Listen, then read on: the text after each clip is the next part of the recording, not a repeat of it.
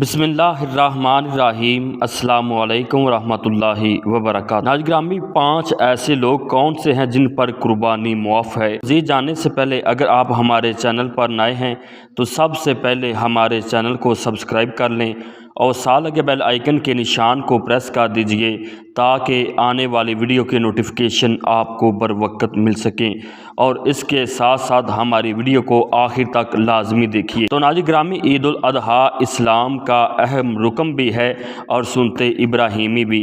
اسلام میں قربانی کی بڑی فضیلت ہے۔ نبی پاک صلی اللہ علیہ وآلہ وسلم نے فرمایا کہ اے عائشہ صدیقہ، جب تم قربانی کرنے لگو تو اس کے پاس آؤ، اس کا مشاہدہ کرو، کیونکہ قربانی کا جانور جب ذبح کیا جاتا ہے تو اس کا خون زمین پر جب گرتا ہے تو اللہ تعالیٰ اسی وقت بندہ مومن کے گناہوں کو معاف کر دیتا ہے۔ تو ناظرین گرامی، اس کے برعکس اگر کوئی بندہ وسع رکھتے ہوئے بھی قربانی نہیں کرتا تو وہ گناہ گار ہے۔ نبی پاک صلی اللہ علیہ وآلہ وسلم نے اس شخص سے ناراضگی کا اظہار فرمایا ہے اور پھر فرمایا کہ وہ شخص ہماری عیدگاہ کے قریب نہ آئے۔ تو ناظرین کرام، 5 ایسے لوگ جن پر قربانی معاف ہے۔ حضور صلی اللہ علیہ وآلہ وسلم نے فرمایا کہ پہلا وہ شخص ہے جو کہ مسافر ہے، یعنی وہ شخص جو سفر کر رہا ہے اور اپنے وطن سے 92.5 کلومیٹر دور نکل چکا ہے۔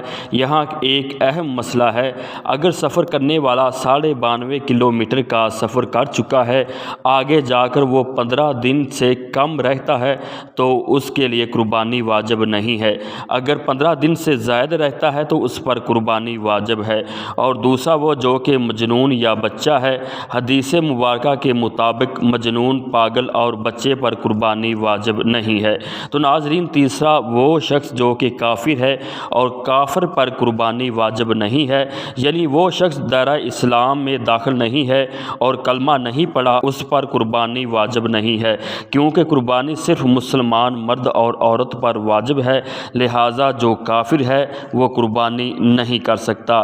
اس طرح چوتھا وہ شخص ہے جو کہ غلام ہے، یعنی کسی کے ماتحت کام کرتا ہے، اس پر قربانی واجب نہیں ہے۔ ہاں، اگر وہ قربانی کر لیتا ہے تو اس کے لیے اللہ تعالیٰ کی طرف سے بہت زیادہ اجر ہے۔